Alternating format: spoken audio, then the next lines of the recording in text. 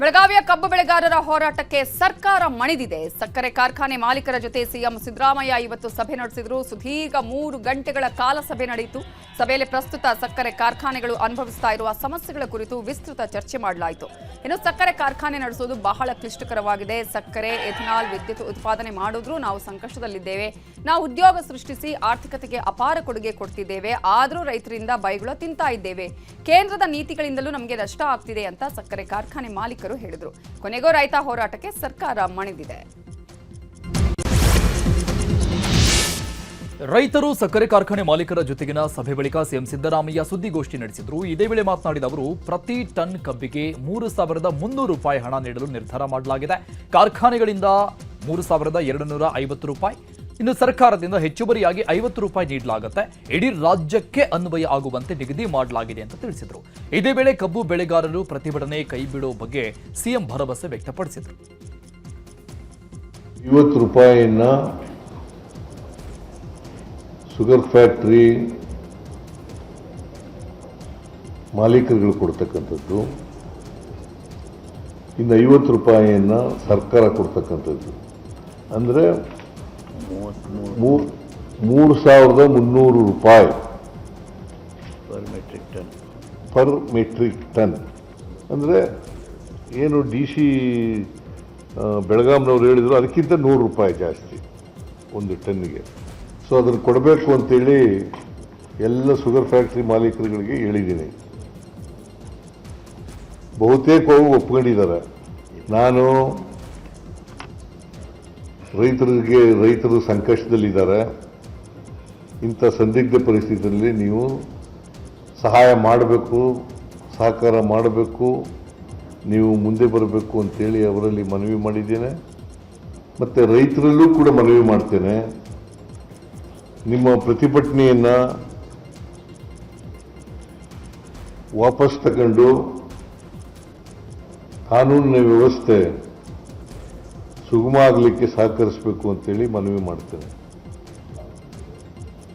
ಮತ್ತು 3,300 ರೂಪಾಯಿ ಏನು ಹೇಳಿದ್ದೀವಿ ನಾವು, ಇದಕ್ಕೆ ಒಪ್ಕೊಳ್ತಾರೆ ಅಂತಕ್ಕಂಥ ವಿಶ್ವಾಸ ಇದೆ.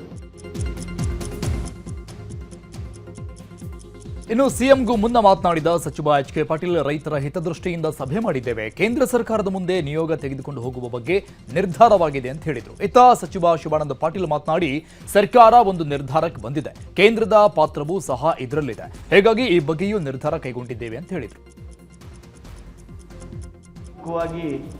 ಏನು ಎಷ್ಟು ಬೆಲೆ ಇರಬೇಕು, ರೈತರಿಗೆ ಏನು ಮಾಡ್ತೇವೆ ಅನ್ನೋದ್ರ ಬಗ್ಗೆಯೂ ಸಹಿತ ಸ್ಪಷ್ಟ ನಿಲುವನ್ನು ನೀಡಿದ್ದಾರೆ. ರೈತರ ಹಿತದೃಷ್ಟಿಯಿಂದ ಏನು ಮಾನ್ಯ ಮುಖ್ಯಮಂತ್ರಿಗಳು ಮೊನ್ನೆಯಿಂದ ವಿಶೇಷವಾದ ಸಂದೇಶಗಳನ್ನು ಕಳಿಸಿದ್ದರು, ಆ ಸಂದೇಶಗಳ ಹಿನ್ನೆಲೆಯಲ್ಲಿ ಇವತ್ತು ಸಭೆಯನ್ನು ಮಾಡಿದ್ದಾರೆ. ಬಹುತೇಕ ಎಲ್ಲ ಶುಗರ್ ಫ್ಯಾಕ್ಟ್ರಿಯವರು ಒಪ್ಕೊಂಡಿದ್ದಾರೆ.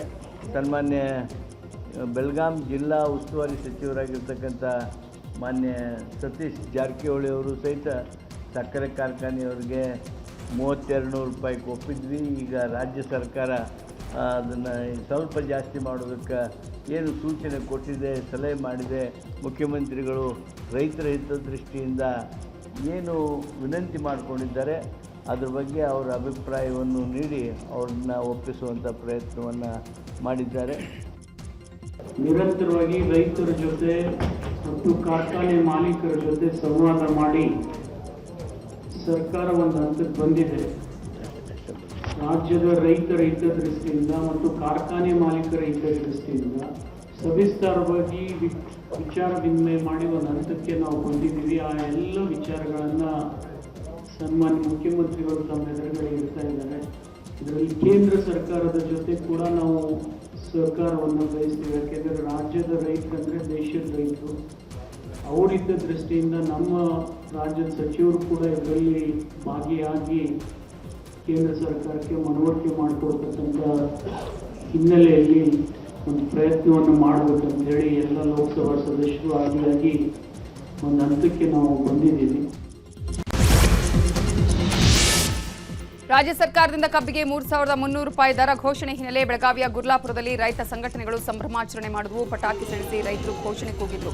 ಇದೇ ವೇಳೆ ಶಶಿಕಾಂತ್ ಗುರೂಜಿ ನೇತೃತ್ವದಲ್ಲಿ ಸಂಭ್ರಮಾಚರಣೆ ಜೋರಾಗಿತ್ತು.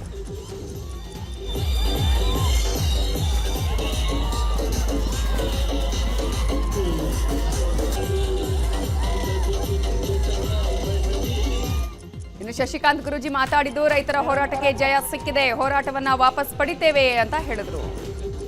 ಸರ್ಕಾರವಾಗಿ ನಿರಂತರ ಪ್ರತಿಭಟನೆ ಮೂಲಕ 9 ದಿನಗಳ ಕೊನೆಗೆ 9 ದಿನದ ನಂತರ ಸರ್ಕಾರವಾಗಿ ಫ್ಯಾಕ್ಟರಿ ಮಾಲಕರ ಜೊತೆ ಸಂಧಾನ ಮಾಡಿ ಮೀಟಿಂಗ್ ಮಾಡಿ ಸಿದ್ದರಾಮಯ್ಯ ಸಾಹೇಬರು, ಶಿವಾನಂದ ಪಾಟೀಲ್ರು, DC ಅವರು, SP ಅವರು ಎಲ್ಲರ ಕೂಡ ನಮಗೊಂದು ನ್ಯಾಯ ಕೊಡಿಸಿದ್ದಾರೆ. ಎಲ್ಲರ ಪರವಾಗಿ ಧನ್ಯವಾದ ಹೇಳ್ತೀನಿ ಸರ್. 3,500 ಕೇಳಿದ್ದೀವಿ, ಆದ್ರೆ ಸರ್ಕಾರ ಫ್ಯಾಕ್ಟ್ರಿಯವರು 1 ರೂಪಾಯಿ ಕೊಡೋದಿಲ್ಲ ಅಂತ ಹೇಳಿದ್ರು.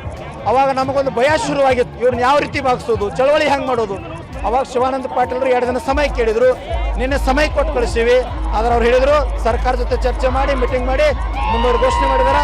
ಇದು ನಮ್ಮ ಗೆಲುವಿನ ಜೈಕಾರ ಸರ್. ಮುಂದಿನ ಹೋರಾಟ ಯಾವ ರೀತಿ ಇರುತ್ತೆ? ಮುಂದೆ ಹೋರಾಟ ನಾಳೆಯಿಂದ ಹೋರಾಟ ಕೈ ಬಿಡ್ತಾರಾ ಏನು ಅಂತ? ಕೈ ಬಿಡ್ತೀವಿ ಸರ್, ಹೋರಾಟ ಕೈ ಬಿಡ್ತೀವಿ. ಇವತ್ತೇ ಹೋರಾಟ ಕೈ ಬಿಡ್ತಾರೆ, ನಾಳೆಯಿಂದ ಕಾರ್ಖಾನೆ ಸ್ಟಾರ್ಟ್.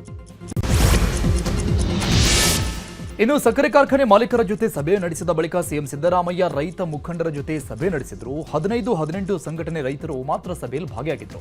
ಇನ್ನು 5 ಜಿಲ್ಲೆಯ ಜಿಲ್ಲಾಧಿಕಾರಿಗಳಿಗೆ ಅಲ್ಲಿನ ರೈತರನ್ನ ವರ್ಚುವಲ್ ಮೂಲಕ ಸಭೆಗೆ ಹಾಜರುಪಡಿಸುವಂತೆ ಸಿಎಂ ಸೂಚನೆ ಕೊಟ್ಟಿದ್ರು.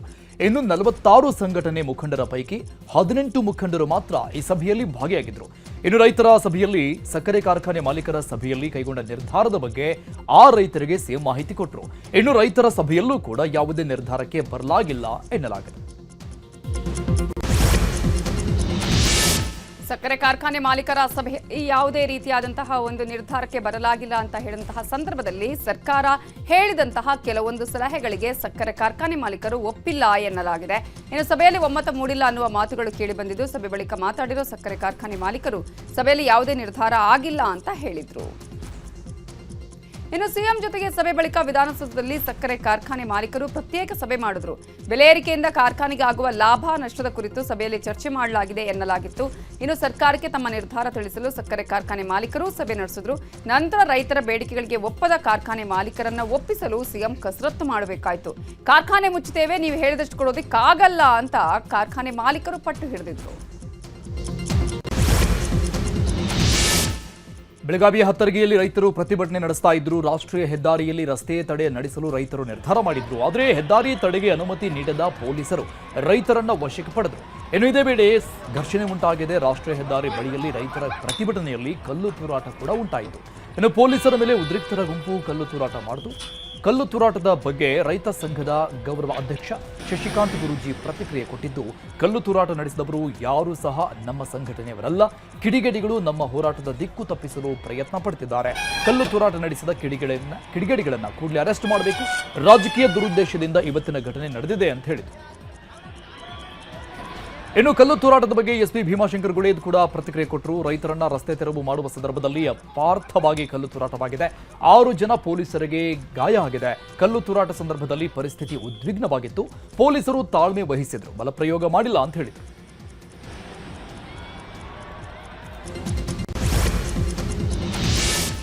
ಪ್ರತಿ ಟನ್ ಕಬ್ಬಿಗೆ 3,500 ರೂಪಾಯಿ ದರ ನಿಗದಿ ಮಾಡುವಂತೆ ರೈತರು ಪ್ರತಿಭಟನೆ ಮಾಡ್ತಿದ್ರು. ಆ ದರ ನಿಗದಿ ಮಾಡದಿದ್ರೆ ಹೋರಾಟ ರಾಜ್ಯವ್ಯಾಪಿ ನಡೆಸಲಾಗುತ್ತೆ ಅಂತಾನೂ ರೈತ ಮುಖಂಡ ಕುರುಬೂರು ಶಾಂತಕುಮಾರ್ ಎಚ್ಚರಿಕೆ ಕೊಟ್ಟಿದ್ರು. ದಾವಣಗೆರೆಯಲ್ಲಿ ಮಾತಾಡಿದ ಅವರು, ನನಗೆ ಮಾಹಿತಿ ತಡವಾಗಿ ಬಂದಿತ್ತು, ಹೀಗಾಗಿ ನಾನು ಸಭೆಯಲ್ಲಿ ಭಾಗಿಯಾಗೋದಕ್ಕೆ ಆಗಿಲ್ಲ. ಬೆಳಗಾವಿ, ಬಾಗಲಕೋಟೆ, ಕರ್ನಾಟಕದಲ್ಲಿ ಹೆಚ್ಚು ಕಬ್ಬು ಬೆಳೆಯುವ ಜಿಲ್ಲೆಗಳು, ಮಂತ್ರಿಗಳು, MLAಗಳು ಸಕ್ಕರೆ ಕಾರ್ಖಾನೆ ಮಾಲೀಕರಿರುವುದರಿಂದ ಸಮಸ್ಯೆ ಉಂಟಾಗಿದೆ. ಸರ್ಕಾರ ಸಮಸ್ಯೆಯನ್ನು ಗಂಭೀರವಾಗಿ ಪರಿಗಣಿಸಿ ಸ್ಪಂದನೆ ಮಾಡಬೇಕು ಅಂತ ಹೇಳಿದರು.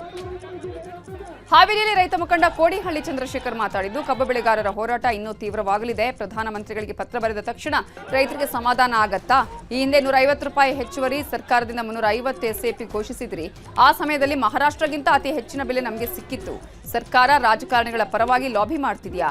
ಕಾರ್ಖಾನೆ ಮಾಲೀಕ, MLA, MP ಅನ್ನೋದು ಪ್ರಶ್ನೆ ಅಲ್ಲ. ಸರ್ಕಾರ ರೈತರ ಪರವಾಗಿರಬೇಕು ಅಂತ ಹೇಳಿದ್ರು.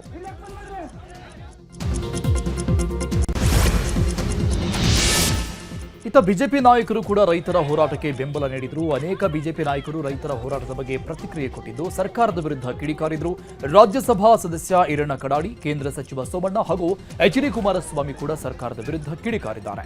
ರಾಜ್ಯ ಸರ್ಕಾರ ಕೇವಲ ಕೇಂದ್ರ ಸರ್ಕಾರದ ವಿರುದ್ಧ ಗೂಬೆ ಕೂರಿಸ್ತಾ ಇದೆ ಅಷ್ಟೇ. ಮೊದಲು ರಾಜ್ಯ ಸರ್ಕಾರ ರೈತರ ಜೊತೆ ಪ್ರತಿಭಟನೆ ನಡೆಸಿ ಅವರ ಅಹವಾಲುಗಳನ್ನು ಆಲಿಸಲಿ, ಒಟ್ಟಾಗಿ ನಾವು ಸಮಸ್ಯೆಗೆ ಪರಿಹಾರ ಕಂಡುಕೊಳ್ಳೋಣ ಅಂತ ಹೇಳಿದರು. ಸಿಎಂ ಸಿದ್ದರಾಮಯ್ಯ ತಡವಾಗಿ ಎಚ್ಚೆತ್ತುಕೊಂಡಿದ್ದಾರೆ. ತಡವಾಗಿ ಆದರೂ ಸಕ್ಕರೆ ಫ್ಯಾಕ್ಟರಿ ಮಾಲೀಕರು ರೈತರ ಸಭೆಯನ್ನ ಸಿಎಂ ಮಾಡ್ತಾ ಇದ್ದಾರೆ. ಸಿಎಂ ನಿರ್ಧಾರವನ್ನ ನಾನು ಸ್ವಾಗತಿಸ್ತೇನೆ ಅಂತ ಹೇಳಿದರು. ಕಬ್ಬು ಬೆಳೆಗಾರರ ವಿಚಾರದಲ್ಲಿ ನಾವು ಯಾವುದೇ ರಾಜಕೀಯ ಮಾಡ್ತಾ ಇಲ್ಲ ಅಂತ ತಿರುಗೇಟ್ಕೊಟ್ರು.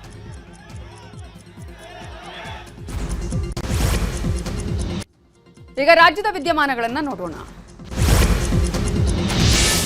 ಇವತ್ತು ಮಾಜಿ ಸಚಿವ ಕೆಎನ್ ರಾಜಣ್ಣ ನಿವಾಸದಲ್ಲಿ ಡಿನ್ನರ್ ಮೀಟಿಂಗ್ ಆಯೋಜನೆ ಮಾಡಲಾಗಿತ್ತು. ಡಿನ್ನರ್ ಮೀಟಿಂಗ್ ಹಿನ್ನೆಲೆ ರಾಜಣ್ಣ ನಿವಾಸಕ್ಕೆ ಗೃಹ ಸಚಿವ ಡಾಕ್ಟರ್ ಜಿ ಪರಮೇಶ್ವರ್, ಉನ್ನತ ಶಿಕ್ಷಣ ಸಚಿವ ಡಾಕ್ಟರ್ ಸುಧಾಕರ್ ಬಂದಿದ್ರು. ಇಬ್ಬರೂ ಸಚಿವರನ್ನ ರಾಜಣ್ಣ ಪುತ್ರ ರಾಜೇಂದ್ರ ಆತ್ಮೀಯವಾಗಿ ಆಹ್ವಾನಿಸಿದ್ದಾರೆ. ಇನ್ನು ಪಾವಗಡ ಶಾಸಕ ವೆಂಕಟೇಶ್, ಮಾಜಿ ಸಚಿವ ಎಚ್ಎಂ ರೇವಣ್ಣ ಕೂಡ ಸಭೆಯಲ್ಲಿ ಭಾಗಿಯಾಗಿದ್ದಾರೆ. ಇಂದಿನ ಡಿನ್ನರ್ ಮೀಟಿಂಗಿಗೆ ಸಿಎಂ ಸಿದ್ದರಾಮಯ್ಯ ಕೂಡ ಹೋಗಬೇಕಾಗಿತ್ತು. ಆದರೆ ಸತತ ಮೀಟಿಂಗ್ ಹಿನ್ನೆಲೆ ಸಿಎಂ ಭೇಟಿ ದಿಢೀರ್ ರದ್ದಾಗಿದೆ. ಬೆಂಗಳೂರಲ್ಲಿ ಇವತ್ತು ಸಿದ್ದರಾಮಯ್ಯ ಸಕ್ಕರೆ ಕಾರ್ಖಾನೆ ಮಾಲೀಕರು ರೈತರ ಜೊತೆ ಸತತ ಸಭೆಯನ್ನ ಮಾಡಿದ್ದು, ಈ ಹಿನ್ನೆಲೆ ಸಿಎಂ ತುಮಕೂರು ಭೇಟಿ ರದ್ದಾಗಿದೆ. ರಾಷ್ಟ್ರಗೀತೆ ಬಗ್ಗೆ ಸಂಸದ ವಿಶ್ವೇಶ್ವರ ಹೆಗಡೆ ಕಾಗೇರಿ ಹೇಳಿಕೆ ಬಗ್ಗೆ ಕೆಪಿಸಿಸಿ ಕಾರ್ಯಾಧ್ಯಕ್ಷ ಮಂಜುನಾಥ ಭಂಡಾರಿ ಕಿಡಿಕಾರಿದ್ದಾರೆ. ಶಿವಮೊಗ್ಗದಲ್ಲಿ ಮಾತನಾಡಿದ ಅವರು, ಬಿಜೆಪಿಯವರು ಯಾವತ್ತೂ ರಾಷ್ಟ್ರಗೀತೆ ಸಂವಿಧಾನವನ್ನ ಒಪ್ಪಿಯೇ ಇಲ್ಲ. ಇವರಿಗೆ ಜನಗಣಮನ ವಂದೇ ಮಾತರಂ ಬಗ್ಗೆ ಗೊತ್ತಿಲ್ಲ. ಇವರೇನು ಸ್ವತಂತ್ರಕ್ಕೆ ಹೋರಾಟ ಮಾಡಿದ್ರ ಅಂತ ವಾಗ್ದಾಳಿ ನಡೆಸಿದರು. ಸಂಸದ ವಿಶ್ವೇಶ್ವರ ಹೆಗಡೆ ಕಾಗೇರಿ ಹೇಳಿಕೆ ಬಗ್ಗೆ ಸಚಿವ ಸಂತೋಷ್ ಲಾಡ್ ಕೂಡ ಕಿಡಿಕಾರಿದ್ರು. ಧಾರವಾಡದಲ್ಲಿ ಮಾತನಾಡಿದ ಅವರು, ಕಾಗೇರಿಗೆ ಜನಗಣಮನದ ಅರ್ಥ ಗೊತ್ತಿದೆಯಾ ಅಂತ ಪ್ರಶ್ನೆ ಮಾಡಿದ್ದಾರೆ. ಇನ್ನು ಜನಗಣಮನ ವಿವಾದದ ಹೇಳಿಕೆ ಬಗ್ಗೆ ತಮ್ಮ ಮೇಲಿನ ಆಕ್ರೋಶ ಕುರಿತು ಮಾಜಿ ಸ್ಪೀಕರ್ ಕಾಗೇರಿ ಸ್ಪಷ್ಟನೆ ಕೊಟ್ಟರು. ನಮ್ಮೆಲ್ಲರಿಗೂ ರಾಷ್ಟ್ರಗೀತೆ ಬಗ್ಗೆ ಅಪಾರ ಗೌರವ ಇದ್ದೇ ಇದೆ. ರಾಷ್ಟ್ರಗೀತೆ ಎಂದೂ ವಿವಾದಕ್ಕೆ ಒಳಪಡಬಾರದು. ನನ್ನ ಮಾತಿನಿಂದ ವಿವಾದಕ್ಕೆ ಎಡೆಯಾಗಿದೆ. ನಾನು ಅದನ್ನ ವಿವಾದ ಮಾಡಲು ಸಿದ್ಧನಿಲ್ಲ ಅಂತ ಹೇಳಿದರು. ಸಿದ್ದಾಪುರದಲ್ಲಿ ಆರ್ಎಸ್ಎಸ್ ಪಥಸಂಚಲನಕ್ಕೆ ಅನುಮತಿ ವಿಚಾರವಾಗಿ ಕಲಬುರಗಿ ಹೈಕೋರ್ಟ್ನಲ್ಲಿ ಇವತ್ತು ವಿಚಾರಣೆ ನಡೆಯಿತು. ದೂರುದಾರರ ಜೊತೆ ಮಾಡಿದಂತಹ ಸಭೆಯಲ್ಲಿ ನಡೆದ ವಿದ್ಯಮಾನಗಳ ಬಗ್ಗೆ ಎಜಿ ಕೋರ್ಟ್ಗೆ ಮಾಹಿತಿ ಕೊಟ್ಟರು. ಇನ್ನು ಆರ್ಎಸ್ಎಸ್ ಪರವಾಗಿ ಅರುಣ್ ಶ್ಯಾಮ್ ವಾದ ಮಂಡಿಸಿದ್ದು, ನಾವು ಕೋರ್ಟ್ಗೆ 2 ದಿನಾಂಕ ಹೇಳಿದ್ದೇವೆ, ಯಾವುದಾದ್ರೂ ಡೇಟಲ್ಲಿ ನಮಗೆ ಅವಕಾಶ ಕೊಡಿ ಅಂತ ಕೇಳಿದ್ರು. ವಾದ ಪರಿಗಣಿಸಿದ ನ್ಯಾಯಮೂರ್ತಿಗಳು 13 ಮತ್ತು 16ರಂದು ಪರವಾನಗಿ ಕೊಡಿ ಅಂತ ಕೇಳಿದ್ದಾರೆ. ಅದರಲ್ಲಿ 1 ದಿನಾಂಕ ಕೊಡಿ ಅಂತ ಹೇಳಿ 12ರಂದು ಸರ್ಕಾರ ಕೈಗೊಂಡ ನಿರ್ಧಾರದ ಬಗ್ಗೆ ಕೋರ್ಟ್ಗೆ ತಿಳಿಸುವಂತೆ ಹೇಳಿ ವಿಚಾರಣೆಯನ್ನ ಮುಂದೂಡಲಾಗಿದೆ. ಚಾಮರಾಜನಗರ ಭಾಗದಲ್ಲಿ ಹುಲಿ ಹಾವಳಿ ಹೆಚ್ಚಾಗಿದೆ. ಈ ಹಿನ್ನೆಲೆಯಲ್ಲಿ ಬಂಡೀಪುರ ನಾಗರಹೊಳೆ ಅಭಯಾರಣ್ಯದಲ್ಲಿ ಸಫಾರಿ ತಾತ್ಕಾಲಿಕ ಬಂದ್ ಮಾಡಲಾಗಿದೆ. ಹುಲಿ ಸೆರೆ ಕಾರ್ಯಾಚರಣೆಗೆ ಸಿಬ್ಬಂದಿ ಕೊರತೆಯಾಗಿದ್ದಕ್ಕೆ ಸಫಾರಿ ಕಾರ್ಯದಲ್ಲಿರುವ ಎಲ್ಲ ಅಧಿಕಾರಿಗಳು, ಚಾಲಕರು, ಅರಣ್ಯ ರಕ್ಷಕರನ್ನ ಕಾರ್ಯಾಚರಣೆಗೆ ನಿಯೋಜಿಸಿ ಅಂತ ಪ್ರಧಾನ ಮುಖ್ಯ ಅರಣ್ಯ ಸಂರಕ್ಷಣಾಧಿಕಾರಿ ಸಚಿವ ಈಶ್ವರ ಖಂಡ್ರೆ ಸೂಚನೆ ಕೊಟ್ಟಿದ್ದಾರೆ. ಬೀದರ್ ಮಹಾನಗರ ಪಾಲಿಕೆಯಲ್ಲಿ ಭ್ರಷ್ಟಾಚಾರ ನಡೆದಿದೆ ಅನ್ನುವ ಆರೋಪ ಕೇಳಿಬಂದಿದೆ. ಪಾಲಿಕೆ ಕಚೇರಿ ಮುಂಭಾಗದಲ್ಲಿ ಬಿಜೆಪಿ ಪ್ರತಿಭಟನೆ ಮಾಡಿದ್ದು, ನಗರಸಭೆ ಅಧ್ಯಕ್ಷ ಹಾಗೂ ಸಚಿವ ರಹೀಂ ಖಾನ್ ವಿರುದ್ಧ ಪ್ರತಿಭಟನೆಯಲ್ಲಿ ಆಕ್ರೋಶ ವ್ಯಕ್ತವಾಯಿತು. ವಿದ್ಯುತ್ ಚಿತಾಗಾರ ಹೆಸರೇ ಲಕ್ಷಾಂತರ ರೂಪಾಯಿ ಹಣ ಲೂಟಿ ಮಾಡಿದ್ದಾರೆ. ಪಾಲಿಕೆ ವ್ಯಾಪ್ತಿಯ 12 ಗ್ರಾಮಗಳಿಗೆ ಮೂಲಭೂತ ಸೌಲಭ್ಯ ಕಲ್ಪಿಸುತ್ತಿಲ್ಲ. ಇದರಿಂದ ಗ್ರಾಮಗಳ ಜನರಿಗೆ ತುಂಬಾ ತೊಂದರೆಯಾಗುತ್ತಿದೆ.